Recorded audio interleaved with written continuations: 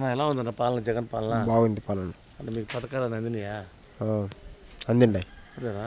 సరే, ఎలక్షన్లు వస్తుంది కదా, ఎవరు వస్తే బాగుంటుంది? చంద్రబాబు, జగన్? జగనే వస్తా. ఎందుకు జగన్ కావాలనుకున్నారు? అన్నీ బాగా చేస్తా ఉన్నాడు కదా, అందువల్ల. మీకు ఏమేమి అందినాయనా? అదే వీళ్ళకి గ్రూప్లో ఇవి జరుగుతూ ఉన్నాయి. విద్యా దీవెన ఇస్తూ ఉన్నారు. అవేం తెలియదే మనకి. సరే, ఇక్కడ వెంకటయ్య గౌడ్ ఉన్నాడు, అమర్నాథ్ రెడ్డి ఉన్నాడు. మీ ఊరికి అమర్నాథ్ రెడ్డి రోడ్లు కూడా వేయించారు కదా.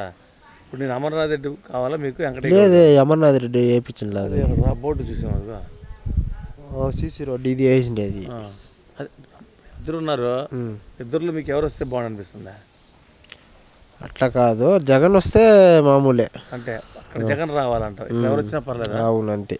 అదే కలంనేరులో ఎవరు వచ్చినా పర్లేదా? అవును, ఎవరు వచ్చినా చేస్తారు ఇక్కడ, అంతే. ఇప్పుడు మరి మీ అమర్నాథ్ రెడ్డి మీ ఊరు పక్కే కదా, మరి మీకు ఆయన ఏం చేయలేదు అంతకుముందు? ఏమో, ఎప్పుడు మనం పోలేదు ఎక్కడికి. అంతేనా? అవును. వెంకటయ్య గౌడ్ వచ్చాడు మన దగ్గరికి? వచ్చినట్టు.